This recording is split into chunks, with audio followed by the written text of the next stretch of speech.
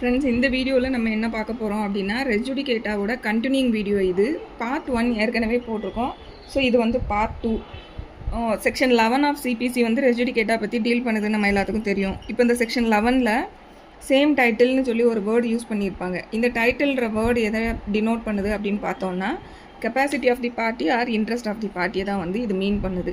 So இந்த வேர்டுக்கும் cos of ஆக்ஷனுக்கும் ஏதாவது தொடர்பு இருக்கா அப்படின்னு பார்த்தோம்னா, காஸ் ஆஃப் ஆக்ஷனுக்கும் இதுக்கும் வந்து சம்மந்தமே கிடையாது. ஸோ இது வந்து capacity or interest of the பார்ட்டியை வந்து மீன் பண்ணுது. So it has nothing to do with the particular cause of action on which he sue or sued. So இப்போ இதுக்கு வந்து ஒரு இல்லஸ்ட்ரேஷன் வந்து பார்த்தோன்னா தெளிவாக புரியும். ஸோ ஃபஸ்ட்டு இல்லஸ்ட்ரேஷன் என்னென்னா, A sues B for title to the property as an heir of C under the customary law. The suit is dismissed. The subsequent suit for title to the property as an heir of C under the personal law is barred. So இங்கே என்ன நடக்குதுன்னா, A வந்து Bக்கு அகெயின்ஸ்டாக சியோட legal hair அப்படின்னு சொல்லிட்டு title claim பண்ணி ஒரு சூட் வந்து கஸ்டமரி லாவுக்கு கீழே ஃபைல் பண்ணுறாரு. அது டிஸ்மிஸ் ஆகிடுது. ஸோ சப்சிக்வெண்ட்டாக அதே A வந்து Bக்கு அகெயின்ஸ்டாக திருப்பியும் டைட்டில் கிளைம் பண்ணி அதே சியோட ஹேருன்ற கெப்பாசிட்டியில் கேஸ் ஃபைல் பண்ணுறாரு. ஆனால் பர்சனல் லாவுக்கு கீழே ஃபைல் பண்ணுறாரு. ஸோ தட் இஸ் பார்ட் அப்படின்னு சொல்கிறாங்க. ஏன்னா இங்கே ரெண்டு கேஸ்லையுமே வந்து அவர் சியோட ஹேர் அப்படின்ற கெப்பாசிட்டியில் தான் வந்து கேஸ் ஃபைல் பண்ணுறாரு. ஸோ இங்கே வந்து இந்த ரெஜுடிகேட்டா வந்து பிரின்சிபல் அப்ளை ஆகும். So second suit is barred. Second illustration பாருங்கள். இதில் A sues B for possession of property as an owner basing his claim on title. The suit is dismissed. A subsequent suit for possession of property on the ground of adverse possession is barred. So இங்கே என்ன file பண்ணுறாரு, ஏ வந்து பிக்கு அகெயின்ஸ்டாக possession claim பண்ணி ஒரு சூட்டு file பண்ணுறாரு. அது என்ன கெப்பாசிட்டியில் அவருக்கு ஃபைல் பண்ணுறாருனா, ஓனர் அப்படின்னு சொல்லி கிளைம் பண்ணி I am the owner of the title அப்படின்ற கெப்பாசிட்டியில் கேஸ் ஃபைல் பண்ணுறாரு. That is dismissed.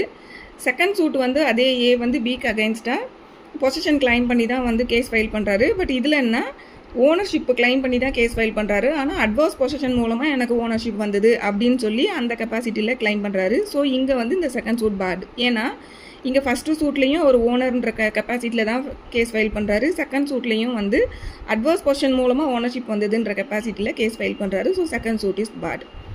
So third illustration, A sues for possession of Mark property as an heir of Mahant. The suit is dismissed. Yes. A subsequent suit by A against B as a manager of the Mark property is not barred. So இங்கே mark property அப்படின்னா ஒரு மடத்தோட property. So இங்கே வந்து ஏ வந்து possession claim பண்ணுறாரு. இந்த mark ப்ராப்பர்ட்டியோட பொசஷனை claim பண்ணி ஒரு சூட்டு ஃபைல் பண்ணுறாரு. என்ன கெப்பாசிட்டியில் ஃபைல் பண்ணுறாருன்னா, நான் வந்து அந்த மடாதிபதியோட ஹேர் அப்படின்னா லீகல் ஹேருன்ற கெப்பாசிட்டியில் வந்து கேஸ் ஃபைல் பண்ணுறாரு. ஸோ அந்த சூட்டு வந்து டிஸ்மிஸ் ஆகுது. சப்சிக்வெண்ட்டாக அந்த ஏ வந்து அதே பிக்கு அகெயின்ஸ்டாக பொசிஷன் கிளைம் பண்ணி திருப்பி ஒரு சூட்டு ஃபைல் பண்ணுறாரு.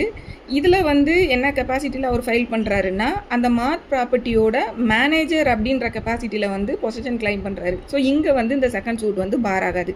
ஏன்னா இங்கே வந்து அவரோட கெப்பாசிட்டி ஆர் இன்ட்ரெஸ்ட் வந்து டிஃபர் ஆகுது. ஸோ இங்கே இந்த தேர்ட் இல்லஸ்ட்ரேஷனில் வந்து இந்த second suit is not barred under res judicata principal.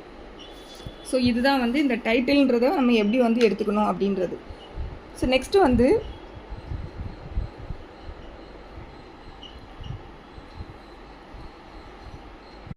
Competent court. So இந்த காம்பிட்டன்ட் கோர்ட்டுன்ற வேர்டு வந்து செக்ஷன் 11ல் வந்து யூஸ் பண்ணியிருப்பாங்க.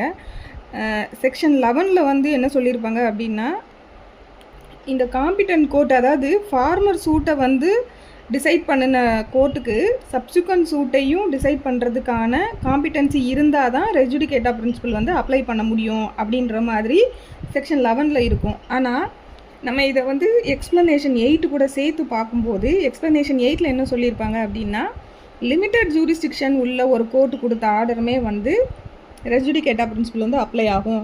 லிமிட்டட் ஜூரிஸ்டிக்ஷனில் ஒரு கோர்ட் வந்து ஒரு ஆர்டர் கொடுத்துருந்தாங்கனாலும் அதுவுமே வந்து காம்பிட்டன்ட் கோர்ட்னால் கொடுக்கப்பட்ட ஒரு ஆர்டர் தான். ஸோ அதுக்கும் வந்து இந்த பிரின்சிபல் அப்ளை ஆகுன்ற மாதிரி எக்ஸ்ப்ளனேஷன் 8ல் சொல்லியிருப்பாங்க. ஸோ இந்த எக்ஸ்ப்ளனேஷன் 8 வந்து 1976ல் அமெண்ட்மெண்ட் மூலமாக இன்கார்பரேட் பண்ணப்பட்ட ஒரு ப்ரொவிஷன். சரி, இப்போது இந்த காம்பிட்டன்ட் கோர்ட் அப்படின்னு சொல்லி பார்க்கும்போது இந்த கோர்ட்டோட ஜூரிஸ்டிக்ஷனை வந்து நம்ம 3 டைப்பாக பார்க்கலாம். காம்பிட்டன்சியை டிசைட் பண்ணும்போது 3 டைப்ஸாக ஜூரிஸ்டிக்ஷனை பார்க்கலாம். ஸோ அதில் என்னெல்லாம் பார்க்கலாம்னா, ஃபஸ்ட்டு வந்து court of exclusive jurisdiction, second one is court of limited jurisdiction and third one is court of concurrent jurisdiction. So இதில் கோர்ட் ஆஃப் எக்ஸ்க்ளூசிவ் ஜூரிஸ்டிக்ஷன் அப்படின்னு சொல்லி பார்க்கும்போது இந்த ரெஸ் ஜுடிகேட்டா பிரின்சிபலுக்கு வந்து இந்த எக்ஸ்க்ளூசிவ் ஜூரிஸ்டிக்ஷனில் ஒரு கோர்ட் வந்து ஒரு ஆர்டர் கொடுக்குறாங்க அப்படின்னா இந்த பிரின்சிபல் வந்து நல்லாவே அப்ளை ஆகும். இப்போ ஃபார் எக்ஸாம்பிள் எக்ஸ்க்ளூசிவ் ஜூரிஸ்டிக்ஷனுக்கு நம்ம எக்ஸாம்பிள் பார்த்தோன்னா ரெவென்யூ கோர்ட்ஸ் சொல்லலாம், அதே போல் land acquisition courts, administration courts.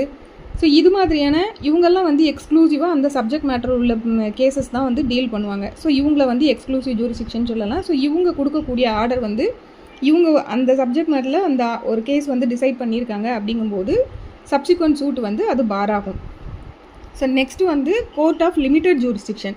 So அந்த லிமிட்டட் ஜூரிஸ்டிக்ஷன் அப்படின்னு சொல்லும்போது இதை வந்து நம்ம எப்படி பார்க்கலாம் அப்படின்னா, இப்போ வந்து ஒரு கோர்ட் வந்து பெக்கூனியரி லிமிட் வந்து இப்போ முன்சிஃப் கோர்ட்டுக்கெலாம் வந்து பெக்கூனியரி லிமிட்டுக்குள்ளே தான் டிஸ்ட்ரிக்ட் கோர்ட்டுக்கு அதே போல் சப் கோர்ட்டுக்குன்னு சொல்லி பெக்கூனியரி லிமிட்ஸ் வந்து இருக்குது.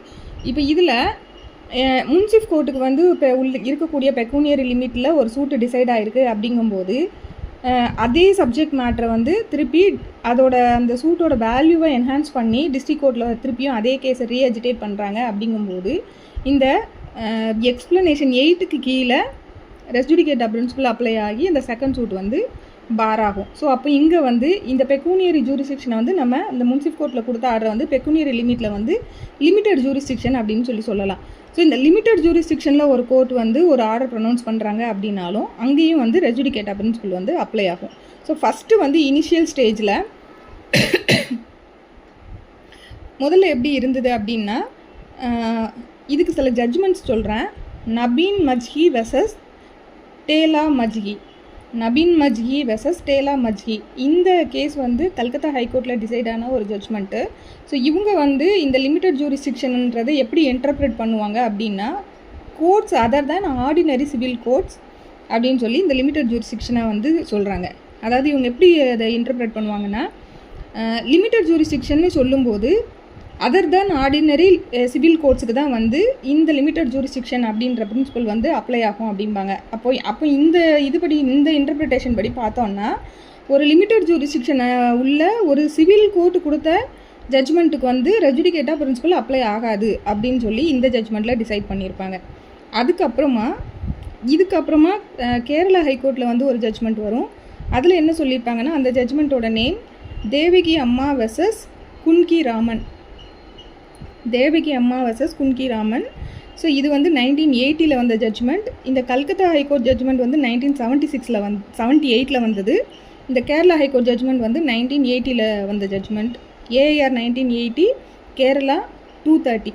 ஸோ இந்த ஜட்ஜ்மெண்ட்டில் வந்து கேரளா ஹைகோர்ட் என்ன சொல்லுவாங்க அப்படின்னா, இந்த லிமிட்டட் ஜூரிஸ்டிக்ஷன் அப்படின்னு சொல்கிறத சிவில் கோர்ட்டுக்கு வந்து பொருந்தாது அப்படின்னு சொல்லி ஒரு ரெஸ்ட்ரிக்டட் மேனரில் வந்து நம்ம எடுக்கக்கூடாது. ஏன்னா அந்த எக்ஸ்ப்ளனேஷன் 8ல் அந்த மாதிரியான ரெஸ்ட்ரிக்டட் நேரோ மீனிங்கில் எடுக்கணுன்ற மாதிரியான எந்த வேர்ட்ஸும் இல்லை. ஸோ அந்த மாதிரி எடுக்கக்கூடாது.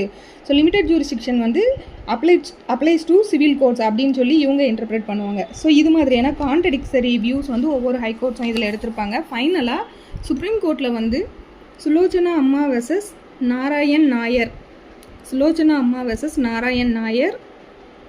இந்த ஜட்ஜ்மெண்ட் வந்து 1994 2 SEC பேஜ் நம்பர் 14. ஸோ இதில் வந்து சுப்ரீம் கோர்ட் என்ன சொல்லுவாங்க அப்படின்னா, இந்த கேரளா ஹைகோர்ட் சொன்ன வியூ வந்து அஃபார்ம் பண்ணுவாங்க. ஸோ இதில் சுப்ரீம் கோர்ட் என்ன வேர்ட்ஸ் யூஸ் பண்ணியிருப்பாங்கன்னா, இந்த லிமிட்டட் ஜூரிஸ்டிக்ஷன் அப்படின்னு சொல்லி சொல்கிறது வந்து இந்த ஆர்டினரி சிவில் கோர்ட்ஸ்க்கு அப்ளை ஆகாது அப்படின்னு சொல்லி ஒரு ரெஸ்ட்ரிக்ஷனை வந்து நம்ம சிவில் கோர்ட்ஸுக்கு வந்து இம்போஸ் பண்ண முடியாதுன்னு சொல்லிட்டு ஃபர்தராக என்ன சொல்லுவாங்கன்னா, the technical aspects for instance pecuniary or subject wise competence of earlier forum to adjudicate the subject matter or to grant relief sought in the subsequent litigation should be immaterial when the general doctrine of res judicata is to be invoked அப்படின்னு சொல்லியிருப்பாங்க. So இதில் தெளிவாக என்ன சொல்லுவாங்க அப்படின்னா, அந்த first farmer சூட்டை decide பண்ணுனா அந்த கோர்ட்டோட பெக்கூனியரி ஜூரிஸ்டிக்ஷனோ இல்லை சப்ஜெக்ட் வைஸ் காம்பிடன்சி இதெல்லாம் வந்து செகண்ட் சூட்டுக்கு வந்து இம்மெட்டீரியல். அதே போல் இந்த செகண்டு சப்சிக்வெண்ட் சூட் இருக்கு இல்லையா, இந்த சப்சிக்வெண்ட் சூட்டில் வந்து இந்த சப்சிக்வெண்ட் சூட்டில் என்ன ரிலீஃப் கிளைம் பண்ணியிருக்காங்க அப்படிங்கிறதும் வந்து இம்மெட்டீரியல் அப்படின்னு சொல்லியிருப்பாங்க. அதாவது ஃபஸ்ட்டு சூட்டுக்கும் சப்சிக்வெண்ட் சூட்டுக்கும் சூட்டும் இப்போ ஃபஸ்ட்டு சூட்டில் வந்து ஒரு இஷ்யூவை வந்து டிசைட் பண்ணியிருக்காங்க அப்படிங்கும்போது அது வந்து லிமிட்டட் ஜூரிஸ்டிக்ஷன் உள்ள ஒரு கோர்ட்டாக இருந்தாலும் சரி, அது வந்து பெக்கூனியரி ஆங்கிளில் வந்து லிமிட்டட் ஜூரிஸ்டிக்ஷனாக இருந்தாலும் சரி, இல்லை சப்ஜெக்ட் வைஸ் நேச்சரில் வந்து லிமிட்டட் ஜூரிஸ்டிக்ஷனாக இருந்தாலும் சரி. சப்ஜெக்ட் வைஸ்ன்னு சொல்லும்போது நம்ம சொன்ன மாதிரி ரெண்ட் கோர்ட்டு, இண்டஸ்ட்ரியல் ட்ரிபியூனல், இல்லை கன்சூமர் மேட்டர்ஸ், இல்லை ஃபேமிலி கோர்ட்டு, ஏன்னா இவங்கெல்லாம் அந்த சப்ஜெக்ட் மேட்டர்ஸ் மட்டும்தான் டீல் பண்ணுவாங்க. ஸோ இந்த சப்ஜெக்ட் வைஸ் வந்து அவங்க வந்து ஒரு லிமிட்டட் ஜூரிஸ்டிக்ஷனாக இருந்தாலும் சரி, இல்லை பெக்கூனியரி லிமிட்டில் வந்து ஒரு லிமிட்டட் ஜூரிஸ்டிக்ஷனாக இருந்தாலும் சரி, அந்த ஏர்லியர் ஃபோரம் வந்து ஒரு விஷயத்தை அட்ஜுடிகேட் பண்ணியிருக்காங்க அப்படின்னு சொல்லும்போது, இப்போ சப்சிக்வெண்ட்டாக அங்கே டிசைட் ஆன அதே ஒரு விஷயத்தை இன்னொரு கோர்ட்டில் வந்து இந்த சப்சிக்வெண்ட் சூட்டில் வந்து ரைஸ் பண்ணும்போது, இந்த ரிலீஃப் வந்து அந்த ஏர்லியர் சூட்டில் இருக்கிற அந்த ஃபோரம் வந்து லிமிட்டட் ஜூரிஸ்டிக்ஷனால தான் கொடுக்கப்பட்ட ஃபோரமாக இருக்குது. அதனால் இங்கே வந்து இந்த பிரின்சிபல் அப்ளை ஆகாதுன்னு சொல்ல முடியாது. ஸோ இதெல்லாம் வந்து இம்மெட்டீரியல் அப்படின்னு சொல்லி இந்த ஜட்ஜ்மெண்ட்டில் வந்து சுப்ரீம் கோர்ட் வந்து ஃபைனலாக சொல்லியிருப்பாங்க. பட் கண்டிஷன் என்ன அப்படின்னா, அந்த ஏர்லியர் ஃபஸ்ட்டு சூட்டை ஃபார்மர் சூட்டை டிசைட் பண்ணின கோர்ட்டுக்கு அந்த ஃபஸ்ட்டு சூட்டில் வந்து அந்த இஷ்யூவை வந்து டிசைட் பண்ணுறதுக்கான காம்பிடென்சி இருக்கணும். அதாவது ஃபஸ்ட்டு அந்த ஏர்லியர் சூட்டை டிசைட் பண்ணின ஃபார்மர் சூட்டுன்னு சொல்லக்கூடிய அந்த ஃபார்மர் சூட்டை டீல் பண்ணின கோர்ட்டுக்கு அந்த கேஸை டீல் பண்ணுறதுக்கான காம்பிடென்சி இருந்திருக்கணும். அவங்க அதில் ஹியர் பண்ணி ஃபைனலாக டிசைட் பண்ணி ஒரு ஆர்டர் ப்ரொனவுன்ஸ் பண்ணியிருக்காங்க. அப்படிங்கும்போது அந்த ஆர்டர் வந்து சப்சிக்வெண்ட்டாக இன்னொரு சப்சிக்வெண்ட் சூட்டில் வந்து அதே இஷ்யூவை ரைஸ் பண்ணும்போது இந்த செகண்ட் கோர்ட்டுக்கு சப்சிக்வெண்ட் கோர்ட்டுக்கு வந்துட்டு அந்த சப்ஜெக்ட் மேட்டர் டிஃபர் ஆனாலும் சரி, இல்லை அதில் உள்ள ரிலீஃப் வந்து வேறு ரிலீஃபாக இருந்தாலும் சரி, அந்த ஏர்லியர் ஃபோரம் கொடுத்த ஆர்டர் வந்து இந்த சப்சிக்வெண்ட் சூட்டுக்கும் அப்ளை ஆகும். ஸோ இப்போது நெக்ஸ்ட்டு வந்து கோர்ட் ஆஃப் கன்கரண்ட் ஜூரிஸ்டிக்ஷன். இந்த கோர்ட் ஆஃப் கன்கரண்ட் ஜூரிஸ்டிக்ஷன் அப்படின்னு சொல்லும்போது என்ன அப்படின்னா, concurrent jurisdiction means concurrent as regard the pecuniary limit as well as the subject matter of the suit. So இதை சொன்ன ஜட்ஜ்மெண்ட் எது அப்படின்னு பார்த்தோன்னா, முக்பால் வெர்சஸ் அமீர் கான். இது வந்து 1916 வந்து டிசைட் ஆன ஒரு ஜட்ஜ்மெண்ட்டு. ஸோ இதில் வந்து concurrent jurisdiction means concurrent as regard the pecuniary limit as well as the subject matter of the suit. Competency in section 11 has no reference to territorial jurisdiction of the court அப்படின்னு சொல்லியிருப்பாங்க. So இந்த ரெஜுடிகேட்டான்ற section 11 சொல்லியிருக்கப்பட்டிருக்கக்கூடிய விஷயத்தை பொறுத்த வரைக்கும் concurrent jurisdiction அப்படிங்கும்போது எதை denote பண்ணுது அப்படின்னா, pecuniary limit as well as the subject matter. அதாவது ஒரு கோர்ட்டுக்கு பெக்கூனியரி லிமிட்டும் அந்த கோர்ட் தான் வருது, சப்ஜெக்ட் மேட்டரும் அந்த கோர்ட்டு தான் வந்து வருது. அப்படிங்கும்போது அது கன்கரண்ட் ஜூரிஸ்டிக்ஷன் உள்ள கோர்ட் அப்படின்னு சொல்லலாம். ஸோ இந்த ரெஜுடிகேட்டாவை பொறுத்த வரைக்கும் டெரிட்டோரியல் ஜூரிஸ்டிக்ஷனுக்கு வந்து section 11 has no reference to territorial jurisdiction அப்படின்னு சொல்லி இந்த ஜட்ஜ்மெண்ட்டில் சொல்லியிருக்காங்க. ஸோ இந்த கோர்ட் ஆஃப் லிமிட்டட் ஜூரிஸ்டிக்ஷனில் அந்த ஃபார்மர் சூட்டை டிசைட் பண்ணின கோர்ட்டோட ஃபைண்டிங்ஸ் வந்து சப்சிக்வெண்ட் சூட்டை வந்து பைண்ட் பண்ணோம் அப்படின்னு சொல்லி பார்க்கும்போது, இந்த ஃபார்மர் சூட்டை டிசைட் பண்ணுறதுக்கு அந்த லிமிட்டட் ஜூரிஸ்டிக்ஷன் உள்ள கோர்ட்டுக்கு அந்த சூட்டை டிசைட் பண்ணுறதுக்கு அவங்களுக்கு ஃபஸ்ட்டு காம்பிடென்சி இருக்கணும். அப்படி இருந்து அவங்க டிசைட் பண்ணியிருந்தால் தான் சப்சிக்வெண்ட் சூட்டு வந்து அது பைண்ட் பண்ணும்.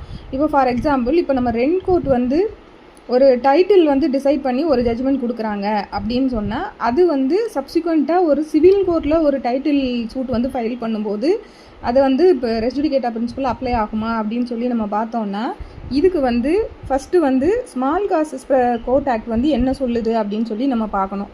ஸோ அது வந்து section 23 of the provincial small causes courts act 1887. So இது என்ன சொல்லுது அப்படின்னா, written of claims in suits involving questions of title.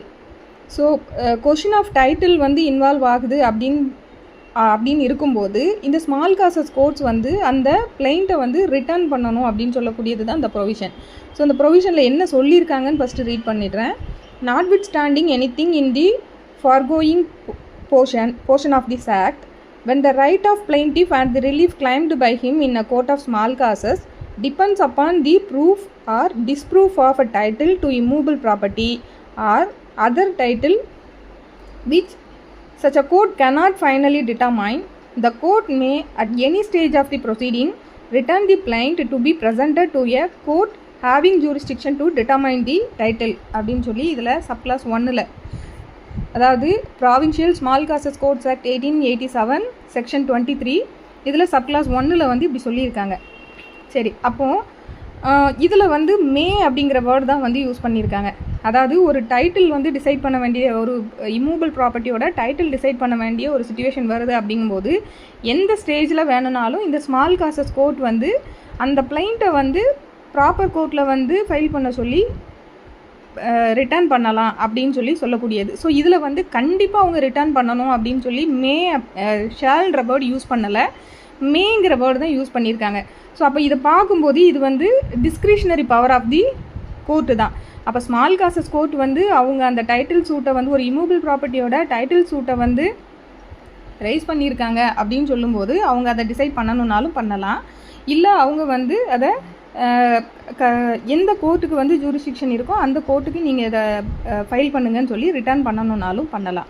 So அப்போ நமக்கு வந்து ஒரு ரெண்ட் ப்ரொசீடிங்ஸில் வந்து ஒரு டைட்டில் இம்மூவபிள் ப்ராப்பர்ட்டியோட டைட்டில் டிஸ்பியூட் வந்து ரைஸ் பண்ணப்படுது ஸ்மால் காசஸ் கோர்ட்டில் அப்படின்னு பார்க்கும்போது இந்த ப்ரொவிஷனுக்கு கீழே கோர்ட் அதை ரிட்டர்ன் பண்ணலாம், இல்லை அவங்க வந்து அதுக்கு இஷ்யூ ஃப்ரேம் பண்ணி டிசைட் பண்ணணுன்னாலும் பண்ணலாம். ஸோ இப்போது இதில் வந்து ஒரு ஜட்ஜ்மெண்ட் இப்போ நமக்கு 2023 சுப்ரீம் கோர்ட் ஒரு ஜட்ஜ்மெண்ட் கொடுத்துருக்காங்க. Prem Kishore and others versus Prem Prakash and others. Prem Kishore and others versus Prem Prakash and others.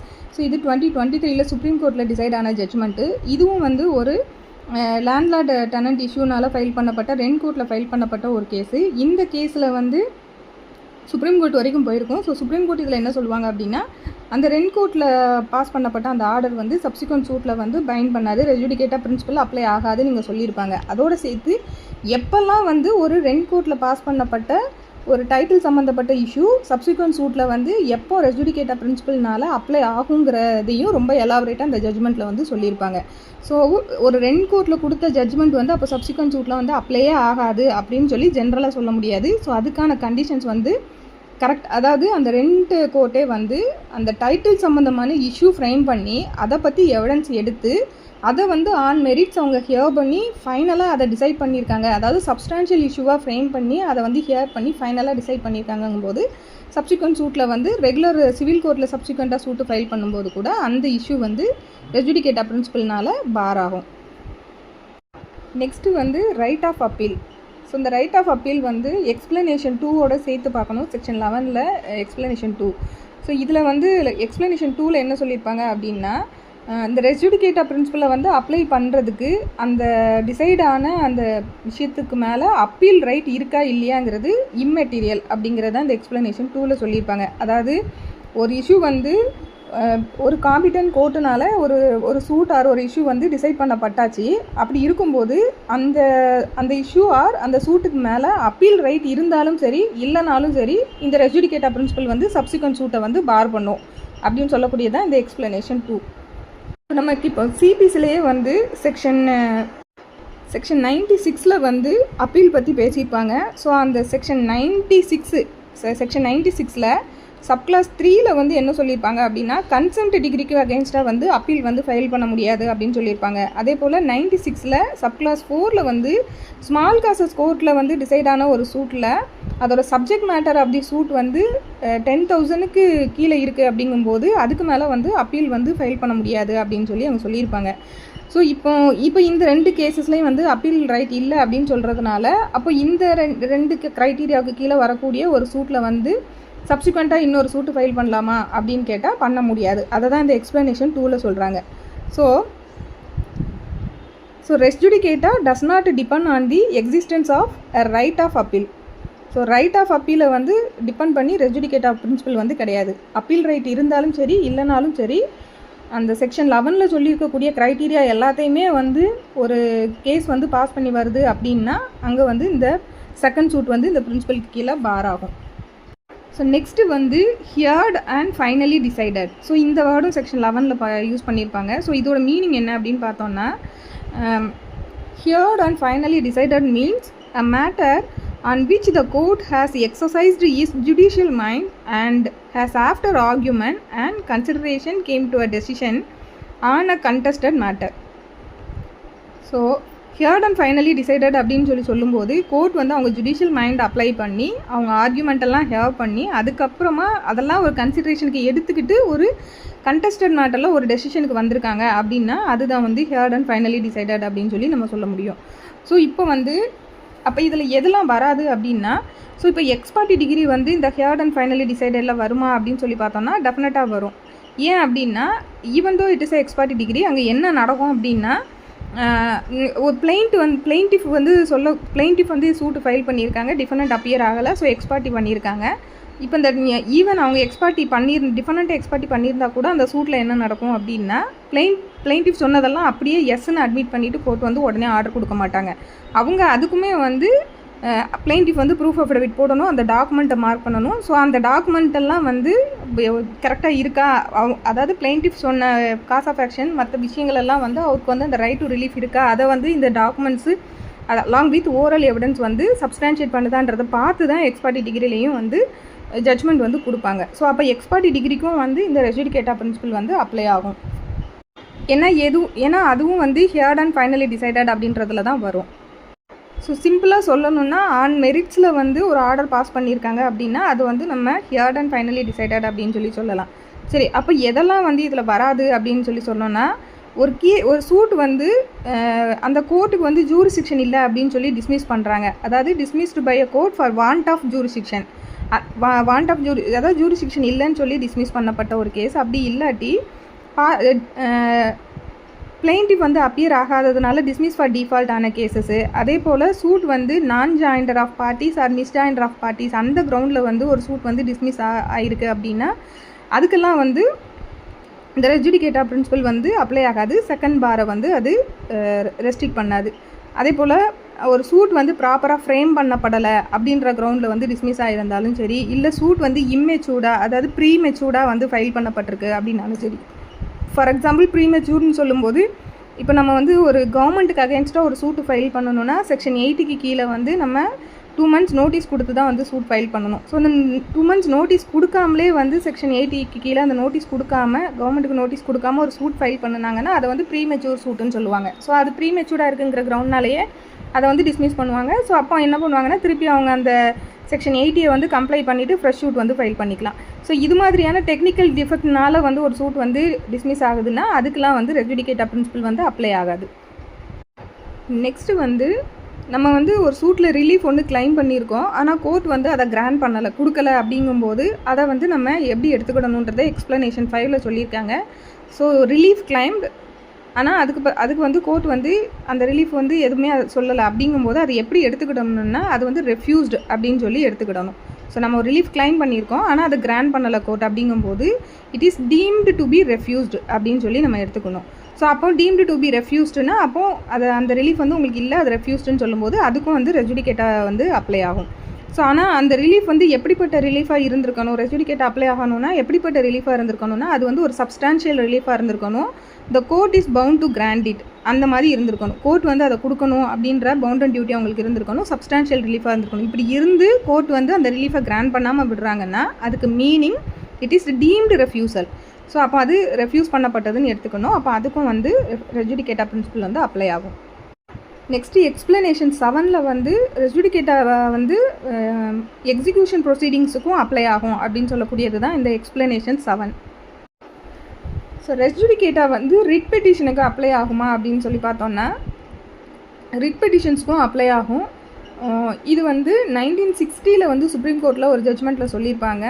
Sharma versus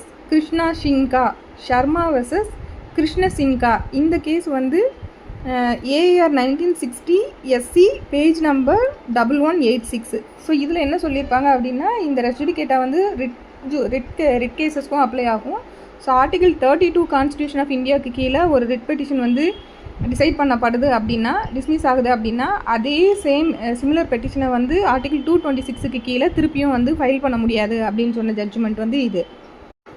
summary dismissal ஆகக்கூடிய பெட்டிஷன்ஸுக்கு வந்து இந்த ரெஸ் ஜுடிகேட்டா அப்ளை ஆகுமா அப்படின்னு சொல்லி பார்த்தோன்னா அதுக்கு அப்ளை ஆகாது. ஏன்னா சம்மரி டிஸ்மிஸலில் வந்து ஒரு ஸ்பீக்கிங் ஆர்டர் இருக்காது. அதாவது கேஸ் ப்ரைமா ஃபேசி இல்லை அப்படின்னு சொல்லிட்டு சம்மரியாக வந்து அதை டிஸ்மிஸ் பண்ணியிருப்பாங்க.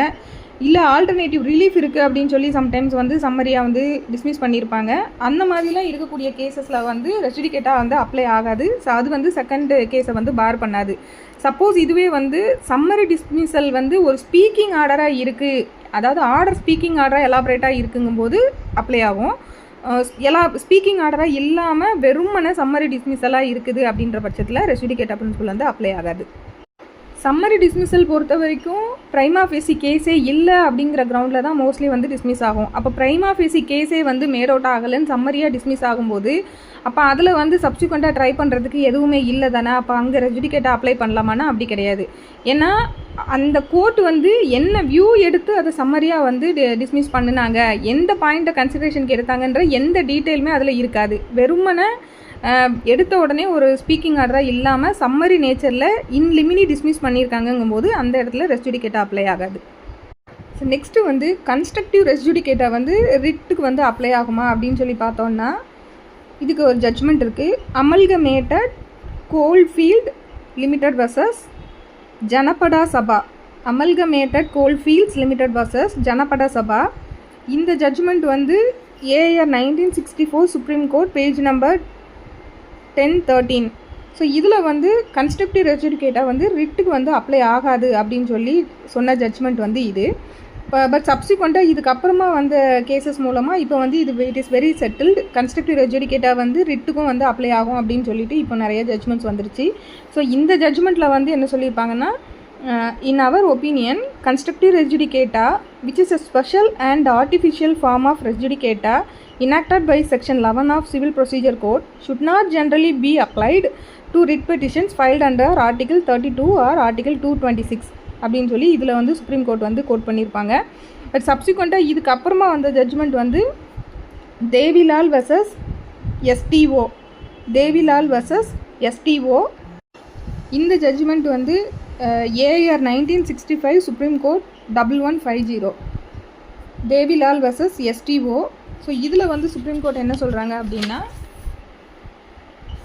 if the doctrine of constructive res judicata is not applied to writ proceedings, it would be open to the party to take one proceeding after another and urge new grounds every time, and that plainly is inconsistent with consideration of public policy அப்படின்னு சொல்லி சொல்கிறாங்க. So இது வந்து constructive res judicata வந்து ரிட்டுக்கும் வந்து extend ஆகும் அப்படின்னு சொன்ன ஜட்ஜ்மெண்ட் இது.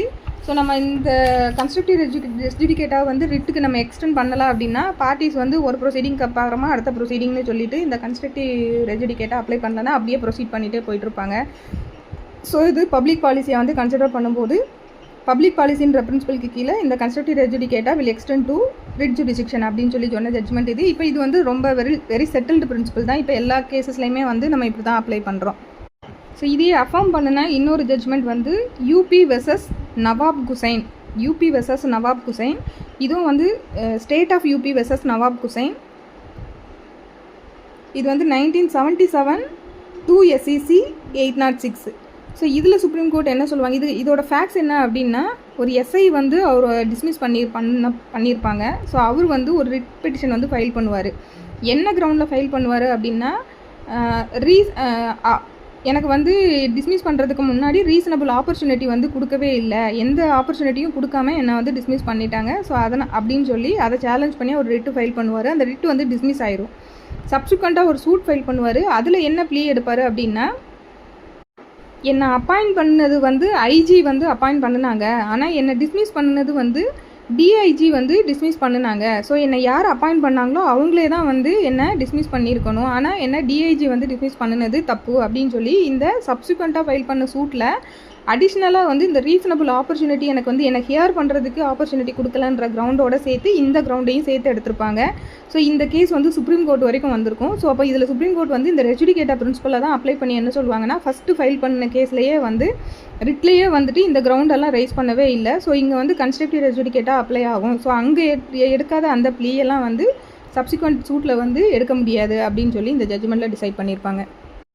தென் ஹேபியஸ் கார்பஸ் பெட்டிஷன்ஸுக்கு வந்து ரெஸ் ஜுடிகேட்டா வந்து அப்ளை ஆகாது. நெக்ஸ்ட்டு வந்து காம்ப்ரமைஸ் டிகிரிக்கு வந்து ரெஸ் ஜுடிகேட்டா அப்ளை ஆகுமா அப்படின்னு சொல்லி பார்த்தோன்னா, இதுக்கு வந்து கான்ட்ராடிக்டரி வியூ வந்து இருக்குது. சில கோர்ட்ஸ் வந்து அப்ளை ஆகும் அப்படின்னு சொல்கிறாங்க, சில கோர்ட்ஸ் வந்து அப்ளை ஆகாதுன்னு சொல்கிறாங்க. பட் மெஜாரிட்டி என்ன அப்படின்னா, காம்ப்ரமைஸ் டிகிரிக்கு வந்து ரெஸ் ஜுடிகேட்டா வந்து அப்ளை ஆகாது. ஏன் அப்படின்னா, காம்ப்ரமைஸ் டிகிரியில் வந்து கோர்ட் வந்து ஹியர் பண்ணி ஃபைனல் அட்ஜுடிகேஷன் வந்து கொடுக்க மாட்டாங்க. பார்ட்டிஸ் வந்து ஒரு விஷயத்தை வந்து அக்ரி பண்ணிவிட்டு அவங்க வந்து ஒரு கன்க்ளூஷனுக்கு வராங்க. அந்த அக்ரிமெண்ட் மேலே கோர்ட் வந்து அவங்களோட சீல் வந்து கொடுத்து அதை வந்து ஸ்ட்ரென்தன் பண்ணுறாங்க, சேங்ஷன் பண்ணுறாங்க. ஸோ இதுதான் வந்து காம்ப்ரமைஸ் டிகிரியில் நடக்குது. ஸோ இது வந்து heard and finally decided by a competent court அப்படின்றதுக்குள்ளே வந்து வராது. ஸோ அதனால் காம்ப்ரமைஸ் டிகிரிக்கு வந்து ரெஜுடிகேட்டா பிரின்சிபல் அப்ளை ஆகாது. பட் இங்கே என்ன பிரின்சிபல் அப்ளை ஆகும் அப்படின்னா எஸ்டோப்பல் பிரின்சிபல் வந்து அப்ளை ஆகும். ஏன்னா பார்ட்டிஸ் தான் அக்ரி பண்ணிக்கிறாங்க.